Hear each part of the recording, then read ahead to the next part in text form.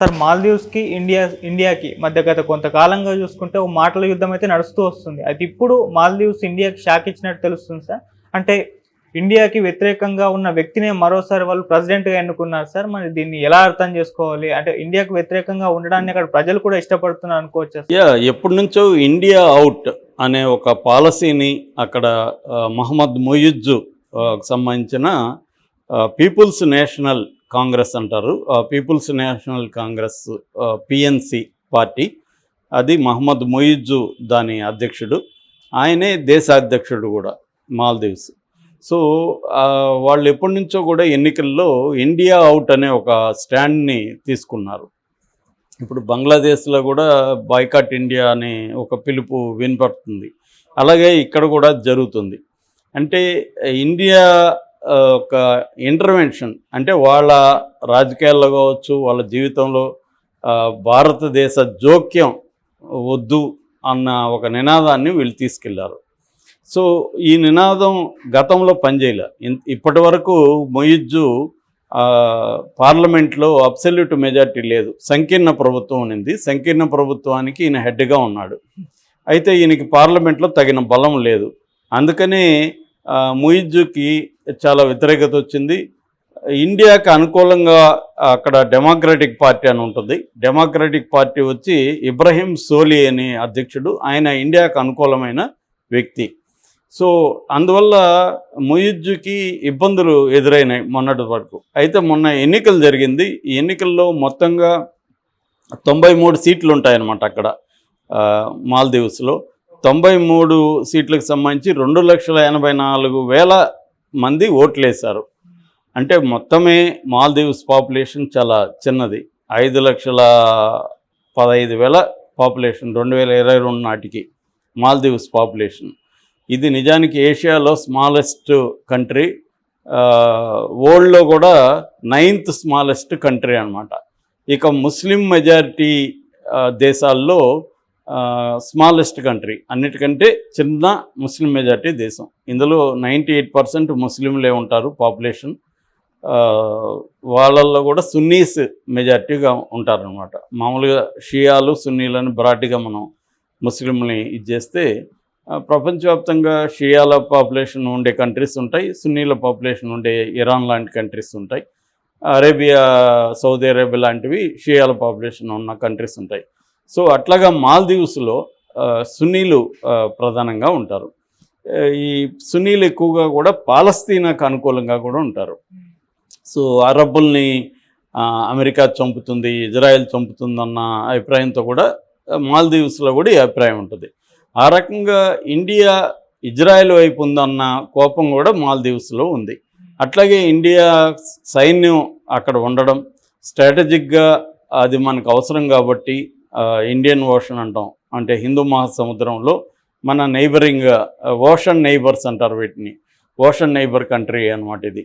So అందువల్ల స్ట్రాటజిక్గా మనకు అవసరం ఉంది కాబట్టి మనం దాంతో కొంత వాళ్ళకి గతంలో హెల్ప్ కూడా చేశాము. ముఖ్యంగా గ్రేటర్ మాలే ప్రాజెక్ట్ అంటారు. అంటే మెయిన్ల్యాండ్ నుంచి ఒక 6.74 కిలోమీటర్ల బ్రిడ్జిని నిర్మాణానికి మన వాళ్ళు $500 మిలియన్ డబ్బులు ఇచ్చారు. అట్లాగే వాటి వాటర్ డీసాలినేషన్ ప్రాజెక్టు, అంటే చుట్టూ సముద్రం ఉంటుంది కాబట్టి, దీవులు కాబట్టి అవి, వాటిని మంచినీటిగా కన్వర్ట్ చేసే ప్రాజెక్టుకు కూడా మన వాళ్ళు ఫైనాన్స్ చేశారు. అట్లాగే అక్కడ కరోనా టైంలో కూడా ఇండియా చాలా హెల్ప్ చేసింది వాళ్ళకి. ఇంకా తిరుగుబాట్లు జరిగినప్పుడు కూడా ఇండియా ఆ దేశంకి అనుకూలంగా వ్యవహరించింది. సో ఇలాగా ఇండియా నుంచి వాళ్ళు అనేక రకాల లాభాలు పొందుతున్నారు ఆ దేశం వాళ్ళు. అట్లాగే మనకు అది స్ట్రాటజిక్గా మనకు కూడా అవసరం. చాలామంది మన ఇండియన్స్ ఏమనుకుంటారంటే అది చిన్న దేశం, దాన్ని ఇట్లా నిలిపేద్దాం అనుకుంటారు, కానీ అట్లా ఉండదు. మన నైబరింగ్ ఓషన్ కంట్రీసు చిన్న దేశం అయినా కూడా మనకు అవసరాలు ఉంటాయి. మొన్ననే మన ఫారిన్ మినిస్టర్ జయశంకర్ ఒక మాట అన్నాడు, మన నైబరింగ్ కంట్రీస్ అన్నీ కూడా వీ నీడ్ ఈచ్ అదర్ అన్నాడు.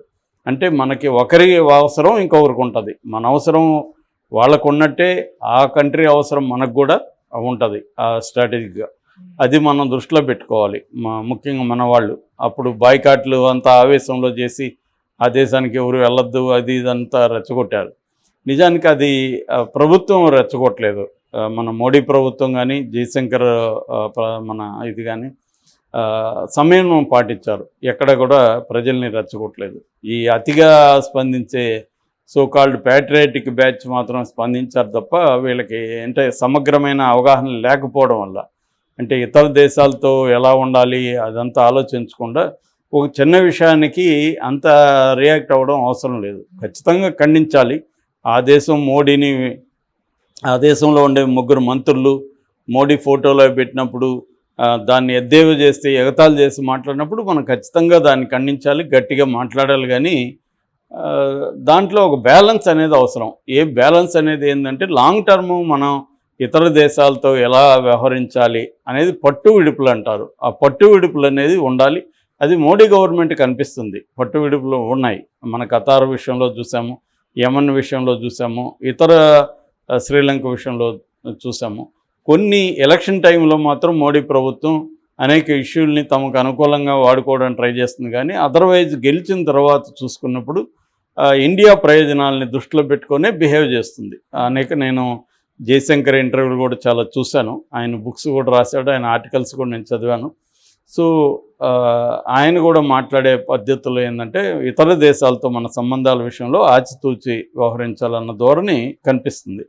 అయితే మన కొంతమంది అతిగా స్పందించే వాళ్ళల్లో అది లోపిస్తుంది.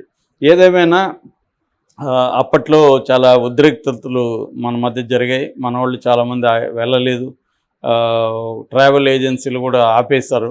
దానివల్ల వాళ్ళకి కొంత ఇబ్బంది అయింది. ఎందుకంటే వాళ్ళకి ఎకనామీ బేస్ అయిన ప్రధానమైన industry fishing industry number 1. Number 2 tourism. అంటే వాళ్ళ జీడిపిలో 26% టూరిజం మీద డిపెండ్. టూరిజం నుంచి జీడిపిలో 26% వస్తుందన్నమాట, డబ్బులు వస్తుంది వాళ్ళకి. అందువల్ల ఆ టూరిజంలో కూడా నెంబర్ 1గా ఇండియా ఉండేది ఇంతకుముందు. అయితే ఇప్పుడు మెల్లగా ఇండియా తగ్గింది కాబట్టి ఆ ప్లేస్ని చైనా ఆక్యుపై చేసింది. చైనా నుంచి, రష్యా నుంచి, ఇతర దేశాల నుంచి కూడా వస్తారు. ఇండియా కంప్లీట్గా ఆగిపోదు, ఇండియా నుంచి కూడా వెళ్ళారు. సో ఇండియాలో కంప్లీట్గా ఆగిపోయినంత మాత్రాన ఆ దేశం ఏదో ఘోరంగా నాశనం అయిపోతుందని చెప్పలేం. ఎందుకంటే చైనా ఆదుకునింది. మన మానిటరీ హెల్ప్ లేనప్పుడు చైనా దానికి హెల్ప్ చేసింది. అంటే ఇప్పటి వరకు ఈ మొయిజ్జు ప్రభుత్వమే ఉన్నింది. ఇప్పుడు ఎన్నికల్లో 93 సీట్లలో మొయిజ్జుకు 70 సీట్లు వచ్చాయి. మొయిజ్జు పార్టీ, ఈ పీపుల్స్ నేషనల్ కాంగ్రెస్కి మనల్ని సపోర్ట్ చేసే, ఇండియాకు అనుకూలంగా ఉండే డెమోక్రటిక్ పార్టీ ఇబ్రహీం సోలి నాయకత్వంలో ఉన్న ఈ పార్టీకి కేవలం 15 సీట్లు మాత్రం వచ్చాయి. అంటే ప్రజల్లో కూడా ఈ యాంటీ ఇండియా సెంటిమెంట్ పెరిగిందనేది మనం అర్థం చేసుకోవాలి. దీనికి జియో పాలిటిక్స్ని అర్థం చేసుకుంటే కానీ ఈ విషయం అర్థం కాదు. ఏదో ఆ ప్రజలందరూ ఇండియా అనేది ఎందుకు ద్వేషిస్తారు? వాళ్ళకి ఇండియా వ్యతిరేకమైన సెంటిమెంట్ రావడానికి కారణం ఒకటి పాలస్తీనా ఇష్యూ. ఇజ్రాయెల్ ప్రభుత్వం పాలస్తీనా, ముఖ్యంగా గాజా మీద దాడులు చేసి దాదాపు 33,000 మందిని ఓచుకోతకు వచ్చి చంపారు. అందులో పిల్లలు, మహిళలు సగానికి పైన ఉన్నారు. అంటే 70% పిల్లలు, మహిళలు ఉన్నారు. అందువల్ల దాన్ని మనం యుఎన్ఓలో కూడా గట్టిగా ఖండించలేదు మోడీ ప్రభుత్వం కూడా. అంటే మోడీ ప్రభుత్వం బ్యాలెన్స్గా వ్యవహరిస్తుంది. ఇటు ఇజ్రాయెల్తో మంచిగా ఉంటుంది, అటు హ్యుమానిటేరియన్ ఎయిడ్ని పాలస్తీనాలకు కూడా అందజేస్తుంది. 2 దేశాల సమన్వయంగా ఉండాలన్న ధోరణితోనే ఇండియా ఉంది. అయితే గత కొంతకాలంగా కొద్దిగా ఇజ్రాయెల్ వైపు మొగ్గు చూపిస్తుంది ఇండియా. మనకున్న ట్రేడ్ ఇది కానీ, హ్యూమన్ రిసోర్స్ ఇది కానీ, ఇవన్నీ దృష్టిలో పెట్టుకొని ఇండియా ఇజ్రాయెల్కి కొద్దిగా దగ్గరగా జరిగింది. అట్ ద సేమ్ టైం పాలస్తీనా వాళ్ళతో కూడా సంబంధాలు మంచిగానే కంటిన్యూ అవుతున్నాయి.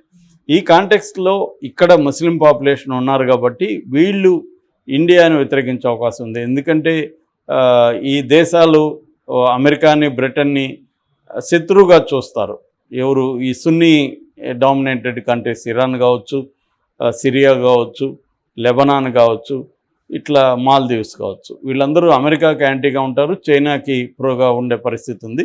సో ఇప్పుడు ఇతనికి పార్లమెంట్లో కూడా అబ్సల్యూట్ మెజారిటీ వచ్చింది కాబట్టి